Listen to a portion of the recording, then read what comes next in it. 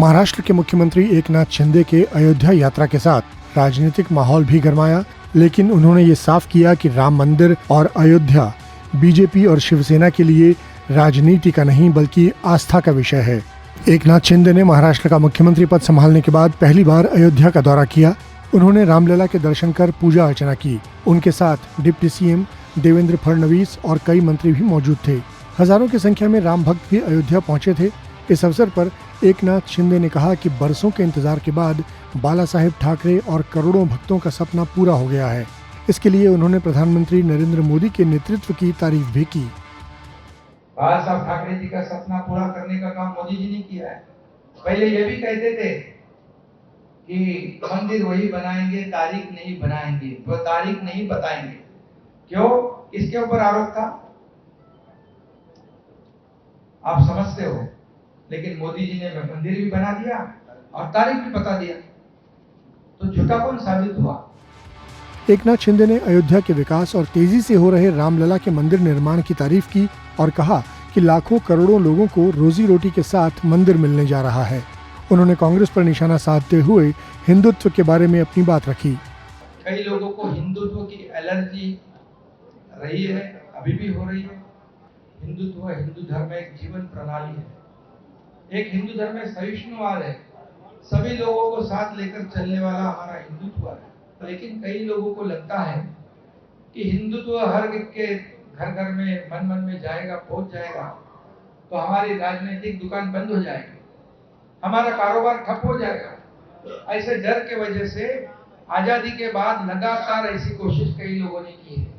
लेकिन मैं आपको बताऊंगा कि 2014 में जो हिंदुत्व विचार वाली सरकार आदरणीय मोदी जी के नेतृत्व में इस देश में स्थापित हुई, तब फिर हिंदुत्व का जागरण हुआ, मान सम्मान हुआ, अभिमान बढ़ गया।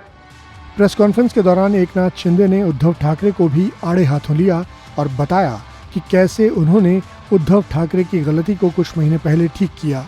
जो 2019 में लोगों के दिमाग में, दिल में जो बात थी, जो हम लोगों का मैंडेट था, जनता का मैंडेट था, लोगों की अपेक्षा थी कि महाराष्ट्र में शिवसेना भारतीय जनता पार्टी की सरकार बने।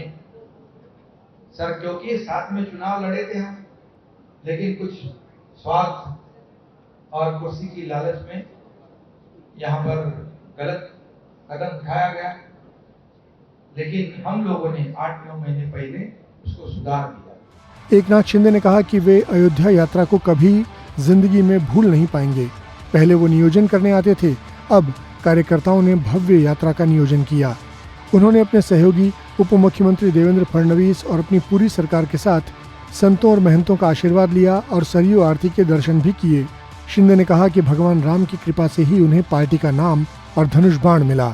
इतना सब कहने के बाद भी लोगों ने जानना चाहा कि उन्होंने भगवान राम से क्या मांगा, तो उन्होंने जवाब दिया, महाराष्ट्र के ऊपर के सभी संकट अरिष्ट दूर हो जाए, महाराष्ट्र का किसान सुखी हो जाए, महाराष्ट्र की जनता सुखी हो जाए, महाराष्ट्र के जनता के जीवन में बदल हो जाए, सुख समृद्धि आनंद समाधान खुशी आ जाए, यही मांगा है। बाकी क्या है, प्रभु रामचंद्र सब जानते हैं, उन्हीं के आशीर्वाद से धनुष्यबाण भी मिला है और इस बार मुख्यमंत्री के ऐसे समय दर्शन को आया हूँ, बहुत खुशी है, बहुत आनंद है। सीएम शिंदे ने कहा कि उनकी सरकार आमजन, कामगारों, विद्यार्थी, महिला, गरीब जन सभी की सरकार है।